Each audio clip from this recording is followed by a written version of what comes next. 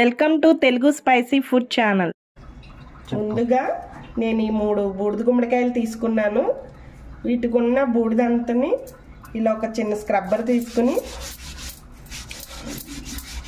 ఇలా రబ్ చేస్తే దీని మీద ఉన్న బూడిదంతా పోతుంది.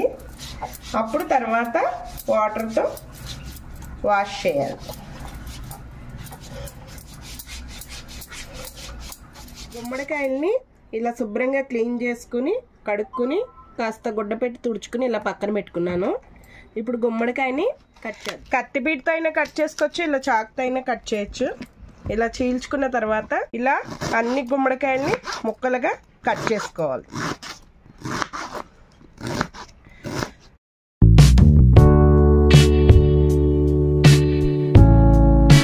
ఇప్పుడు ఒక 10-12 పచ్చిమిరపకాయలు, చిన్న అల్లం ముక్క, ఈ గిన్నెతో జీలకర్ర తీసుకున్నాను. పచ్చిమిరపకాయలు అల్లం ముక్క గ్రైండ్ చేసుకుందాం. గుమ్మడికాయ ముక్కలు కట్ చేశానండి. 3 కేజీల వరకు వచ్చినాయి. ఇప్పుడు ఇవి ఒక బేషన్లో వేసుకుంటున్నాను. ఈ స్పూన్తో ఉప్పు వేస్తున్నాను. ఒక 3 స్పూన్ల దాకా వేస్తున్నాను. ఒక 1/4 టీ స్పూన్ పసుపు, అల్లం పచ్చిమిర్చి పేస్ట్ తయారు చేసుకుని ఉంచుకున్నాం కదా, ఇప్పుడు అందులో వేసి మిక్స్ చేద్దాం. తినే కారాన్ని బట్టి పచ్చిమిరపకాయలు వేసుకోవచ్చు. ఇప్పుడు అన్ని కలిసేటట్టు కలిపి మిక్స్ చేసుకుందాం.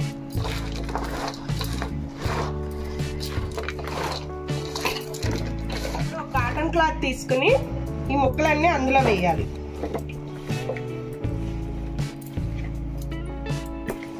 ఇప్పుడు మనం దీన్ని టైట్ చేసుకుందాం. ఈ క్లాత్ని ముడేసి గట్టిగా, ఎందుకంటే గుమ్మడికాయలో చాలా వాటర్ ఉంటుంది. రేపొద్దునకి వాటర్ అంతా దిగిపోవాలి కిందకి. ఇలా రోలు ఉంటే రోలు, బిందుతో వాటర్ అయినా సరే పెట్టుకోవచ్చు. ఇలా రేపటి వరకు కదపకుండా ఒక చోట పెట్టేసుకోవాలి. 3 కేజీల గుమ్మడికాయ ముక్కలకి 1/2 కేజీ మినప్పప్పును, పట్టుపప్పును తీసుకున్నాను.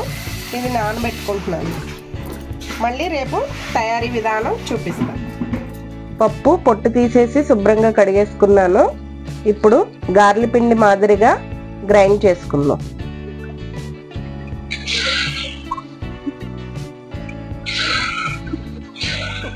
ఇప్పుడు గుమ్మడికాయ ముక్కల్ని ఈ రాయి తీసి చూద్దాం.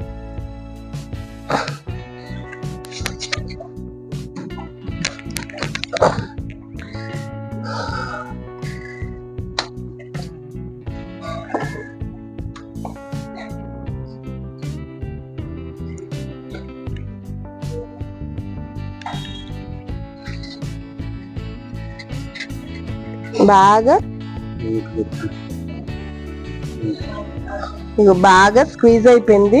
బాగా గుమ్మడికాయలో ఉన్న నీరంతా ఇలా బేషన్లోకి వచ్చేసుకుంది. ఇవి బేషన్లోకి తీసుకున్నాం.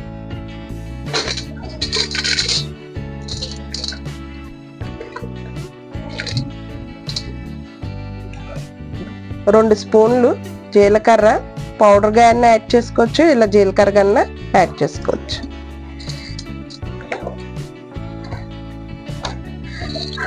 రాత్రి ఆల్రెడీ సాల్ట్ వేసాం మనం, కొంచెం సాల్ట్ సరిపోలేదు, అందుకని కొంచెం సాల్ట్ యాడ్ చేసుకుంటాం. ఇప్పుడు మనం గ్రైండ్ చేసుకున్న పిండిని ఇందులో మిక్స్ చేద్దాం.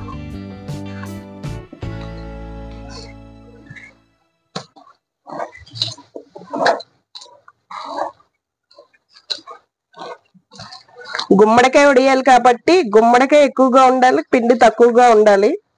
పిండి ఎక్కువ అవుతే మరీ గట్టిగా వచ్చేస్తాయి. కొంచెం పిండి తక్కువగానే కలుపుకోవాలి, ముక్కలకి సరిపడినంతగా.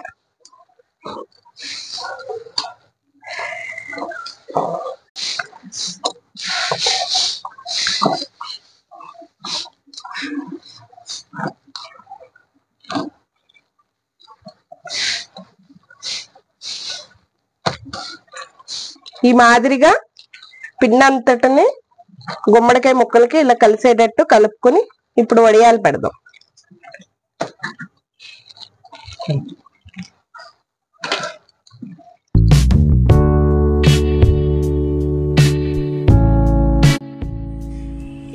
మెడ పైన కవర్ పెట్టుకున్నాను. ఇప్పుడు వడియాలు పెట్టుకుంటాను.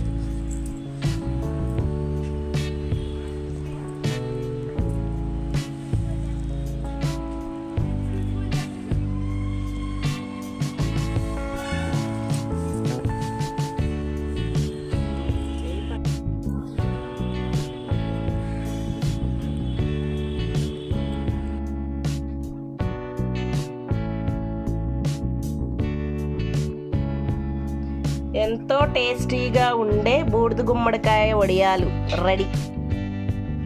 ఇంక వేపుకోవడానికి రెడీగా ఉన్నాయి. తర్వాత వడియాలు ఫ్రై చేసుకుని చూద్దాం. ఆయిల్ హీట్ ఎక్కిన తర్వాత సిమ్లో పెట్టేసుకోవాలి, ఎందుకంటే లోపల ఉడకదు.